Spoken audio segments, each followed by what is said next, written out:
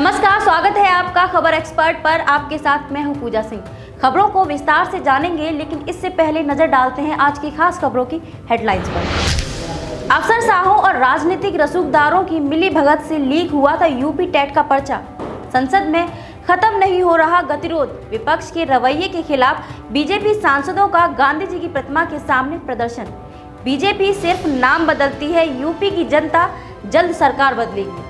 CM योगी ने की गति शक्ति योजना की शुरुआत, बोले अब इंफ्रास्ट्रक्चर डेवलपमेंट ने तेजी पकड़ी है।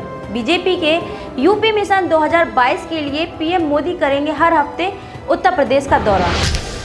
यूपी टेट के पेपर लीक मामले में बड़ी जानकारी सामने आई है। पेपर लीक करने का आरोपी राय अनूप प्रसाद की राजनीतिक सांठगांठ सामने आ रही है। मिली जानकारी के मुताबिक यूपी टेट का प्रश्न पत्र लीक करने का आरोपी भाजपा के ही एक विधायक का भाई है, जिसने सीधे सचिव से बात की और पेपर आउट कराने की डील कर ली।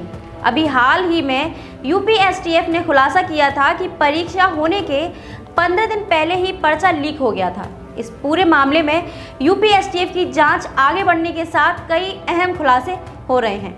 बताया ये जा रहा है कि पर्चा लीक करने का आरोपी और दिल्ली की प्रिंटिंग प्रेस का मालिक राय अनूप प्रसाद गोरखपुर से ताल्लुक रखता है। आरोपी राय अनूप प्रसाद की बहन बिहार से भाजपा की विधायक हैं। इस तरह से आरोपी अफसरशाही और राजनीतिक रूप से एक रसूखदार व्यक्ति है।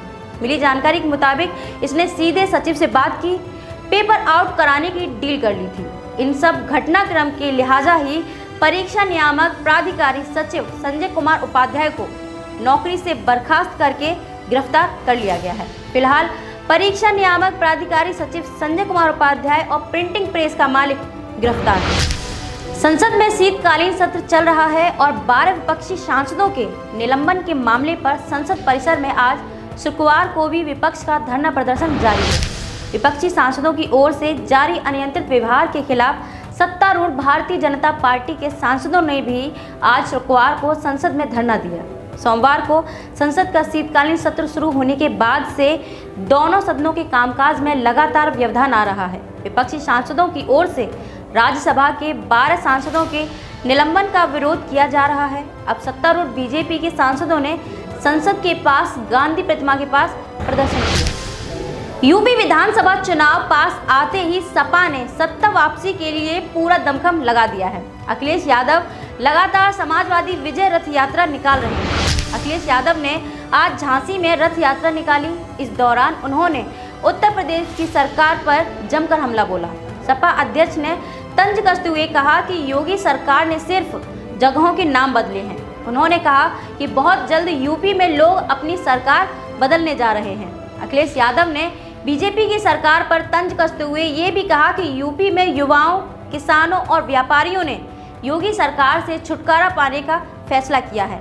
उन्होंने कहा कि यूपी में समाजवादी पार्टी की सरकार बनने से यहां के किसानों को फायदा होगा।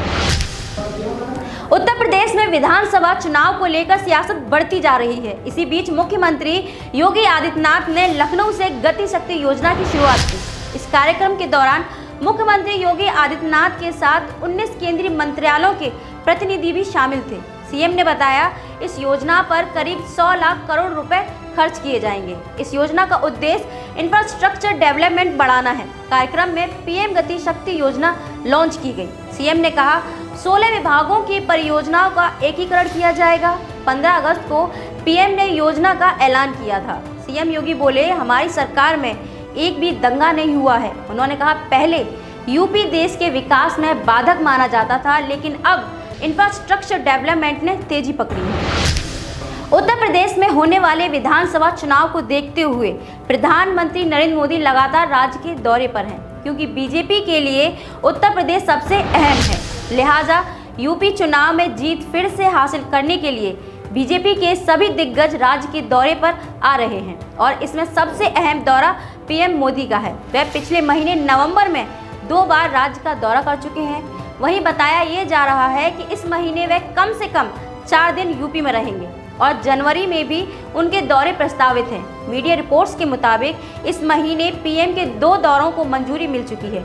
राज्य के सीएम योगी आदित्यनाथ खुद कह चुके हैं कि पीएम मोदी से कानपुर मेट्रो का उद्घाटन कराया जाएगा। इन खबरों पर आप अपनी क्या राय देना चाहते हैं हमें कमेंट बॉक्स में बताएं और ज़्यादा अपडेट्स पाने के लिए खबर एक्सपर्ट चैनल को सब्सक्राइब करें।